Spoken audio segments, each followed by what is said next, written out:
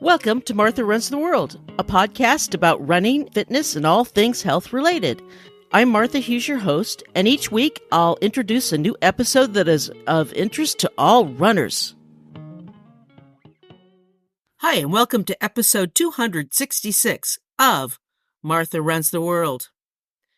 This week is a long time coming, and it's been over 5 years, and I apologize for taking so long to talk about female runners, or the title of this episode, Running While Female.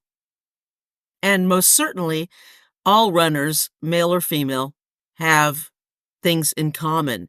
So most things in common, but there are a few dissimilarities that I'm going to talk about if you are female. And just because you're a guy, you don't have to tune out. If you're squeamish or whatever in certain parts, you can fast forward. But it's good to understand what goes on between the different sexes, isn't it? So I'm going to talk about that today. And just as an FYI, in future episodes, I'll talk about older runners or more mature runners and younger runners as well. It's been many years since men thought women couldn't run or shouldn't run and would damage their productive organs if they did. Yes, there was a belief that if women ran, their productive organs would fall out. That was a real, honest-to-goodness belief many, many years ago. Thank goodness we're over that, right? In 1967, Kathrine Switzer became the first woman to run the Boston Marathon. Now, I talked about her in my History of the Boston Marathon show, episode number 169, which I did in April of 2022, so you can go back and look at that if you like. And I talk in detail about her. She dressed like a man and nearly pulled off her disguise before she was almost pulled off the course. It was very much no females, and she became a big-time role model and hero for women everywhere who wanted to run and weren't allowed to just because they were female. Things have changed, obviously. Now, in many road races, women far outnumber men, and in trail racing, there are more men, but those numbers are changing, and hopefully we'll get a nice balance between men and women. Now, why is running a great exercise for women? I know it's a great exercise for both men and women, but today it's all about women. Why is it a great exercise for us? Controlled anaerobic training. If you have 1 day a week or 2 days on intervals, hill reps, and fartlek training, it may lead to gains in strength and speed similar to those produced by steroids, but without, of course, the noxious side effects. High-intensity anaerobic running is one of the most potent stimulators of natural human growth hormones, those that contribute to stronger muscles and ultimately enhance performance. And this doesn't just help women, of course, this helps everyone. So it's good to get a little bit of speed work in with your running, and this can help women runners. And it's a great exercise as well, and it will help your running. And a lot of women say, how can I get faster? Well, this is one way you can get faster by doing one workout a week of speed work. But please make sure that you are an experienced runners. Beginning runners should not do anything like that. They should just get used to running and get a few months running under your belt before you attempt anything like this.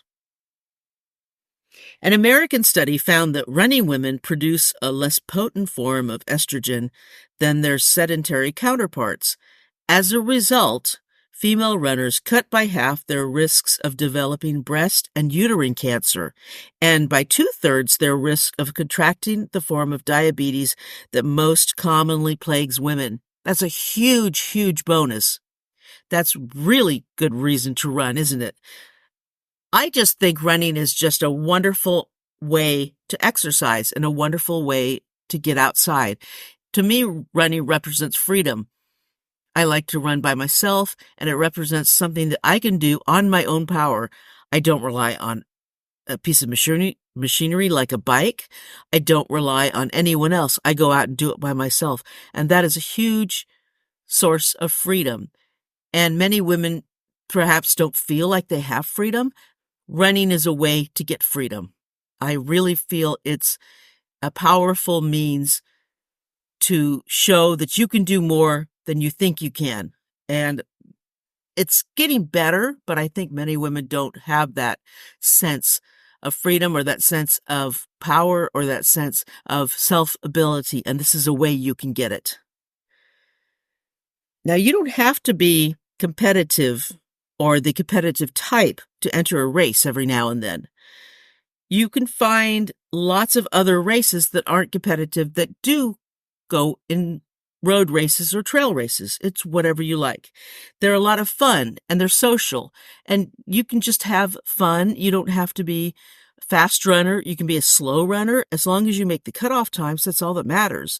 You can be back of the pack. Heck, I'm back of the pack. I'm not fast, but I enjoy it and I have a good time. And you can just be out there meeting other runners and you might make friends.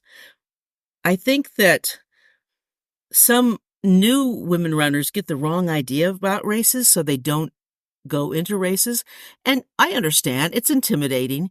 It's hard when you start out because you see all the fast runners take off and you're at the end. But most races, there'll be people with you at the end and just do your own race, run your own race and just keep going. And you'll get to the end and you can be proud of your effort. And if you desire to be faster, you can work on being faster. You can make improvements on your time. You can do that and you can set that time. So you can say, oh, this is my base time. How can I get faster? How can I do it better the next time and work on it? Life is an improvement. Running can be improved and you can be a better runner not better, but a faster runner if you want to be. It's all up to you. And if you don't, that's fine too. Just run your own race. Do your own thing. And hey, if you join a local 5K and meet other people in your area, you might make friends along the way and you might find running buddies that you can go running with sometime during the week. That's a lot of ways that how I found friends and how I found people in my area. I think it's a great way to make running friends. And the thing with running friends is that most of the time they're friends for life. Running friends are just the most amazing people in the world, I think. Women who run for weight control may lose perspective on what is appropriate for body size. And this is something to be aware of. If you already have a negative view of your body and you think that running is a way to lose weight, you may not actually view your body as reality. You may see yourself as heavier than you already are. And that's kind of a red flag, so be careful of that. A recent survey of thousands of women found that while 44% of respondents were overweight, 73% thought they were. And this can lead to trouble down the road. So if you really think that you are overweight and think that you have a problem, I would go see a doctor. You can go see a registered dietitian. Find some health professional to gain perspective and to say, I think I'm overweight. Can we do a real fat measuring test? There are great ways to measure your fat content. You can do a water fat content measure is probably the best way to do it. It's not cheap. It's kind of expensive, but you can get a reality check to see if you really actually are overweight, and maybe you're not. A lot of times you're not and you think you are. You might be underweight. Who knows? But this is a way that you can do it in a proper manner with a professional and help you set up a healthy diet and a healthy way of eating for yourself. A lot of women do have eating disorders, unfortunately.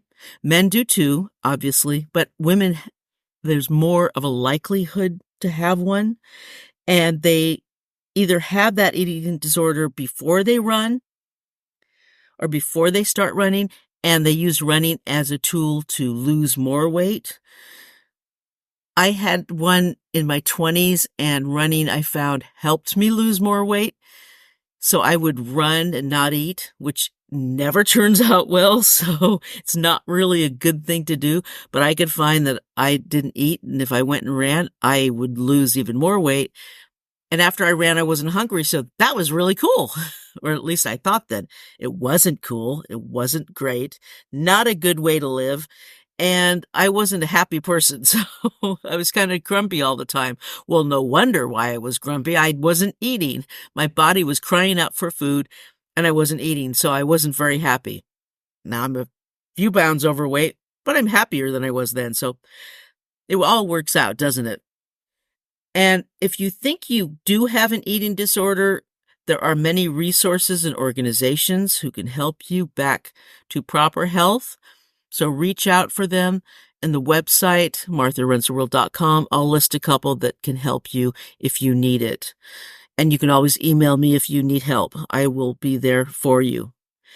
Just make sure that you're eating enough to support your running, because if you are running, you may need more nutrients than when you were sitting on the couch. So make sure you're getting proper nutrition. And running also, though, there's the other side of things, that running is not an excuse to overeat. Unfortunately, some of the radical diets out there set up people for binge and starvation modes. So you starve yourself for 24 hours, or fasting, same thing. You starve yourself for 24 hours, and then you have 4 hours to binge. And I know I'm not saying it in the nice way like the diet says, but that is what it is in reality. You're starving and then you're binging. Does that sound healthy to you? It doesn't to me, and it doesn't to a lot of registered dietitians. A lot of doctors, a lot of medical professionals are starting to speak out, and thankfully those diets are fading away. So we won't see as many of those in the future as we do now. And no, binging on red meat and raw milk is not healthy. No, it isn't. And here's one thing that I never thought about until I was reading about it, is that, yeah, men and women are never going to be equal in the urination department. Okay, no, we're not. And I don't know. God, you're perfect, but maybe not this way. All right, I'm kidding there. I'm just kidding. Just kidding. But men can run into the bushes for a few seconds and run back out and not have a problem, or they can use a public restroom or a porta potty. Not a big deal. And for us, it's a little bit more complicated. But once you get used to it, you too can do it almost as quickly. And if you're out trail running, take long tissues with you, because you never know when you're going to use them. I always have my running vest with me, so I always have that along with me. I don't understand people trail running who don't take anything with them. Do you never have an emergency? Is every run perfect for you and you never need anything? I don't know those people. Weird. They always have perfect runs and never have anything bad happen to them. I don't know them, and I don't know that. Things happen to me. Or maybe it's just me.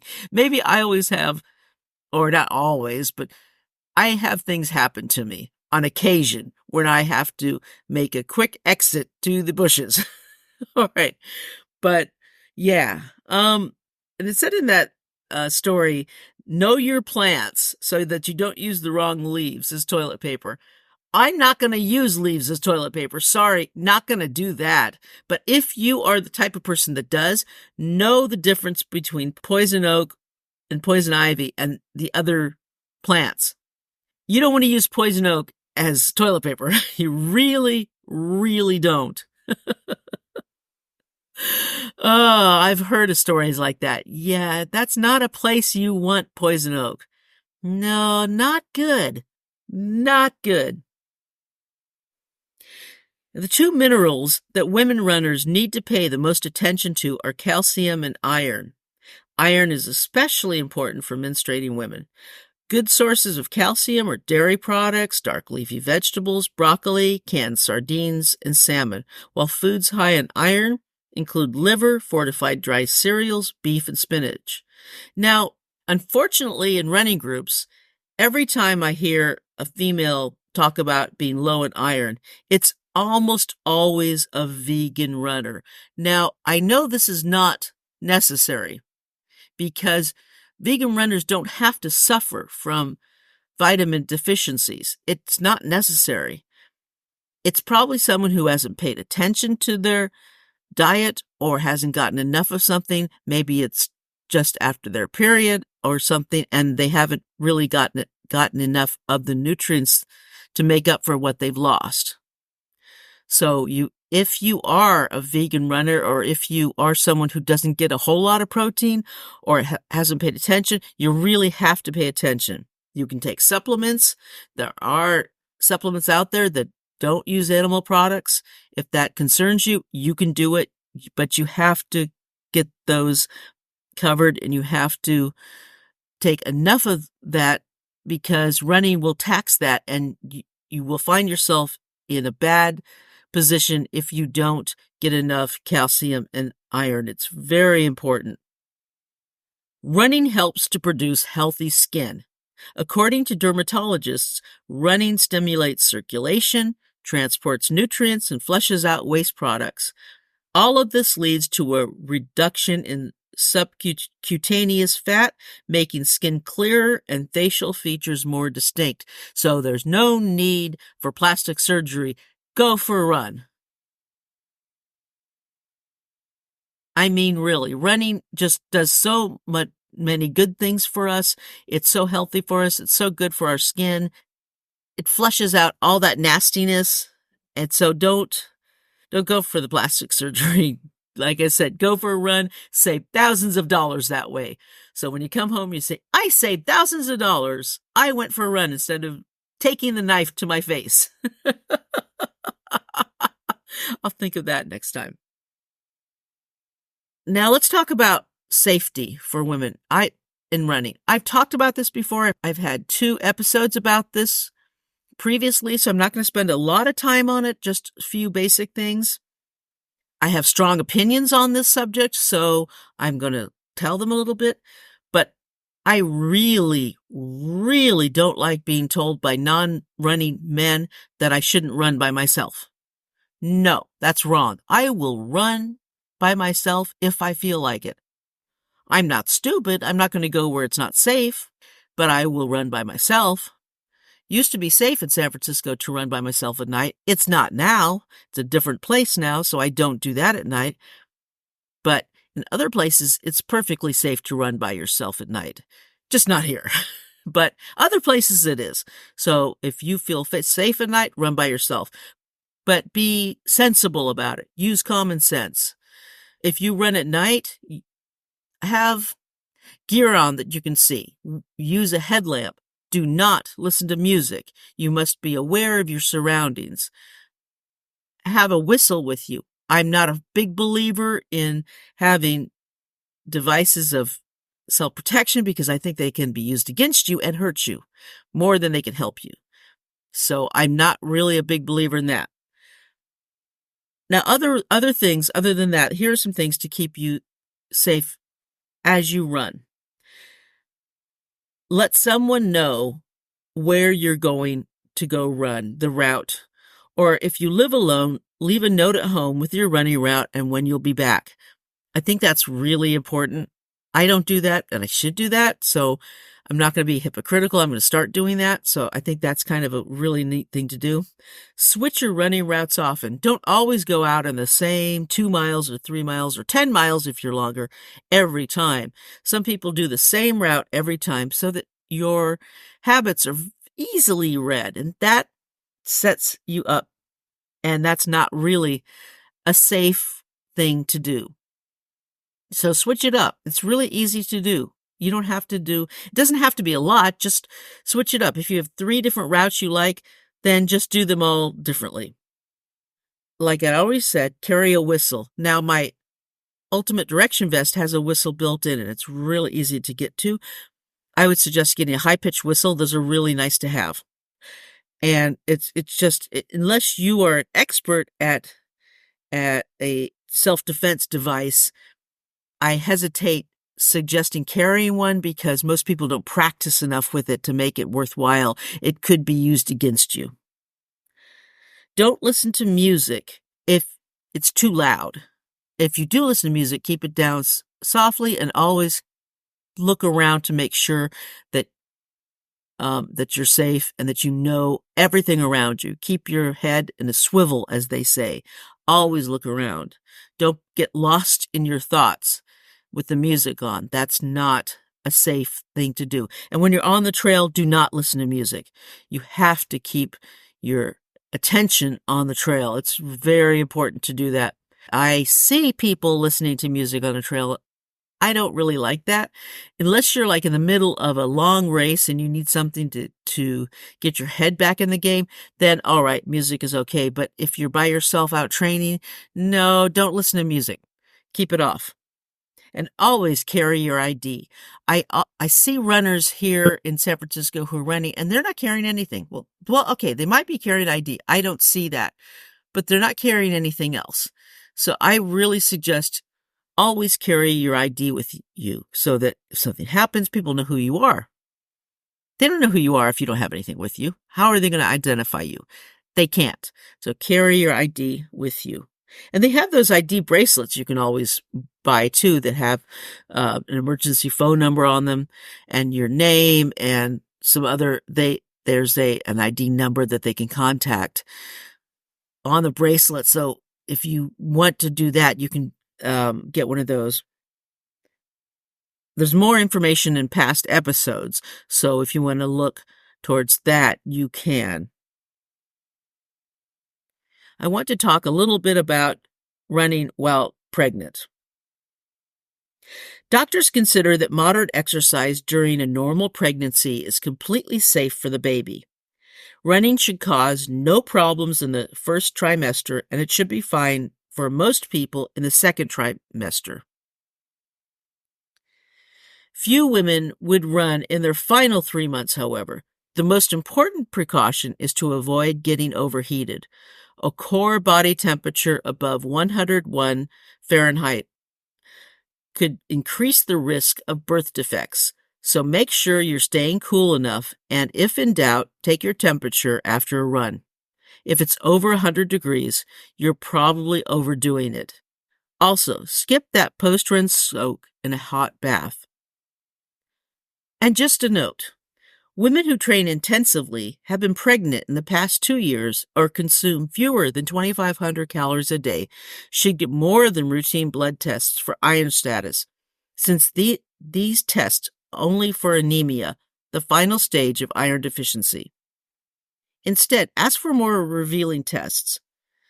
Include those for serum ferritin, transferrin saturation, and total iron building capacity. If you were a regular runner before you became pregnant, you might have a bigger baby. Good news, since up to a point, larger infants tend to be stronger and weather physical adversity better. Researchers in the U.S. found that women who burned up to 100 calories a day through exercise gave birth to babies weighing 5% more than offspring of inactive moms. Those who burned 2,000 calories per week delivered babies weighing 10% more. And now, for every woman who goes through this, a little bit on running and your menstrual cycle. There's no need to miss a run or a race just because you're having your period. If you're suffering from cramps, running will often alleviate the pain thanks to the release during exercise of pain-relieving chemicals called endorphins. Speed work and hill sessions can be especially effective. To guard against leakage, try using a tampon and a towel for extra protection. If you run so much that your periods become light or non-existent, you may be endangering your bones. Amenorrhea, lack of a monthly period, means that little or no estrogen, essential for the replacement of bone minerals, is circulating in your body. Amenorrheic women can stop, but not reverse, the damage by taking estrogen and getting plenty of calcium. If your periods are infrequent or absent, consult a gynecologist preferably one sensitive to the needs of runners. Now, the best time of the month to push endurance training is when estrogen is high. If you're looking to increase your training volume, aim to do this around week 2 of your cycle. Why? Estrogen shifts your metabolism to a greater reliance on fat, which conserves your muscle's limited store of carbohydrates. Use this to your advantage and plan your long runs during this time in your cycle. The worst time of the month for endurance performance is during your period when progesterone is high. While harder workouts may be more challenging during your period, easy running may actually improve your mood and alleviate physical symptoms associated with your period. Estrogen is powerful. Did you know that estrogen helps your muscles recover? It inhibits inflammation and stimulates muscle repair and regeneration following strenuous exercise. Plus, it can lower your core body temperature and protect your bones from stress fractures. Progesterone can affect your hydration levels. When running during week 3 or 4 of your cycle, it's important to focus on keeping cool and staying hydrated since progesterone is at its highest levels at this time. It acts on your brain's hypothalamus, if I pronounce that wrong, I apologize, which increases your set point temperature. This means a woman's body must reach a higher temperature before her thermostat compensates and begins to cool itself in sweat. This is not a good thing when running on a hot and humid day when you want to begin the cooling response as soon as possible. So make sure to drink plenty of water before, during, after you're running. Now, running can be an effective PMS treatment. Sometimes certain period-related symptoms may make it harder for women to run and be motivated, feeling tired or bloated, having less energy, cramps, upset stomach, and dealing with tampons, pads, and cups. Aerobic exercise won't prevent PMS, but it can greatly reduce the symptoms naturally. That's great news. We women have found our place in running. It's a magical exercise tool, a companion, a friend, and a reason to get up at ungodly hours of the morning to tackle unreasonable distances when we would never think of doing otherwise. More and more of us are running longer distances and faster times. We're staying out on the roads and trails later in our lives and are healthier and happier for it. I'm proud of my fellow sister runners, and I know we have an amazing future ahead of us. Well, I'm going out for my long walk. I'm still only in my walking phase. Probably not going to start running till next month, but I'm going to do a couple walks on my 2 days off now, and I finished up a long work week. I worked all weekend, but now I'm going to go out and walk and going to enjoy that. And that is it for me. So thank you so much for joining me. Everything about the episode will be on the website, MarthaRunsTheWorld.com, including becoming a Patreon patron or just donating a couple bucks. One-time donation if you want. Everything's there. If you want to email me, you can at MarthaRunsTheWorld@gmail.com. And until next week, let's tie up our shoelaces and go for a run.